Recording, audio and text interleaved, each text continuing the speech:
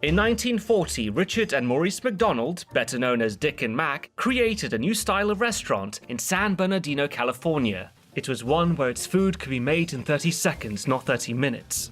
They wanted a steady flow of people coming in and out of the restaurant and not hanging around and limiting the number of potential customers. McDonald's was their prototype, and it was wildly successful. Initially, the brothers tried franchising for themselves, but it didn't work out for various reasons. Ultimately, they were content with their profitable little business. That was until a chance encounter with a milkshake machine salesman that changed everything. The man who became the founder of the McDonald's Corporation was Ray Kroc, a relatively successful but small-time salesman from Chicago who saw something special in how the brothers ran their restaurant. Seemingly over the hill at 52 years old, Ray Kroc transformed McDonald's from a small-town restaurant into a franchise corporation which today has over 37,000 restaurants in 120 countries worldwide. This is the story of how Ray Kroc met the McDonald's brothers, and in this review we'll be looking at how historically accurate the movie is to the real events by comparing it to the words of Ray Kroc, the McDonald's brothers, and answer the big question: just how did Ray Kroc revolutionize American fast food forever?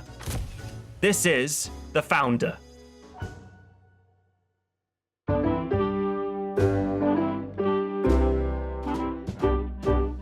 Before Ray Kroc ever called himself the founder, he was a salesman. He had a long career selling paper cups and multi-mixers, machines that can mass-produce milkshakes, and his latest hard sell was a 5-spindled milkshake machine that promised to produce more milkshakes at once. Prior to this, drugstore soda fountains and milkshake bars would use single-spindled machines, limiting the number of customers they could serve at any given time. And on one day in 1954, Ray heard from his secretary, June Martino, that a store out in San Bernardino called McDonald's wanted 8 multi-mixers. That's 40 milkshakes per use, which sounded too good to be true. Kroc was having little success persuading store owners that they needed the multi-mixer over the single-spindled machines. So to hear that a store out west ordered so many must have been a fluke. In his mind, who could possibly need that many machines? How many customers must they be serving at a time? Kroc had to know. His curiosity got the better of him, and he drove out to San Bernardino to find out himself. When Ray pulled up to the building, he wasn't initially impressed. In his autobiography, Grinding It Out, The Making of McDonald's, he writes, "There was a smallish octagonal building, a very humble sort of architecture situated on a corner lot about 200 feet square. It was a typical, ordinary-looking drive-in. Then the cars began to arrive, and the lines started to form. Soon the parking lot was full, and people were marching up to the windows and back to their cars with bags full of hamburgers. 8 multi-mixers churning away at one time began to seem a lot less far-fetched in light of this steady procession of customers lockstepping to the windows." He spoke with the people in line for burgers, and they marveled how their local McDonald's could offer a hamburger for 15 cents without needing to wait around or tip car hops. Ray Kroc was intrigued. He introduced himself to the restaurant's owners, Dick and Mac McDonald, as the man who sold them the multi-mixers, and invited the brothers out for dinner to hear their story.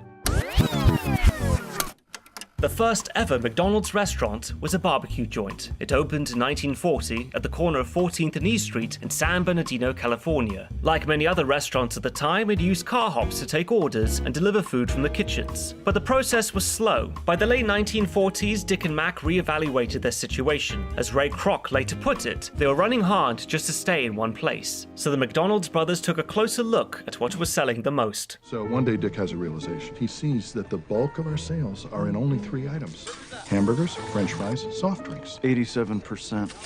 So we say to ourselves, let's focus on what sells, and that's exactly what we do. The brothers briefly shut down for renovations, which was a huge gamble, especially closing what was a popular restaurant to try something radically different. When they reopened, they only sold what the people wanted: burgers, fries, soda, and milkshakes. It wasn't initially successful, as people weren't accustomed to having to get out of their car, walk up to the window, and order themselves, but it eventually took off. The success of the operation was due to Dick and Mac's Speedy system, an idea they created themselves to speed up the time it takes to produce burgers. Orders ready in 30 seconds, not 30 minutes. Using homemade machines, a carefully structured floor plan, and good old-fashioned ingenuity, they were able to create a system that turned cooking into an assembly line process. Every employee had a job, and he'd do it with precision and focus. It was like a choreographed dance, and the end result of the performance was an instant but consistent meal. It was here that Ray Kroc was inspired. As a lifelong salesman, he prided himself knowing when to take a chance on a product.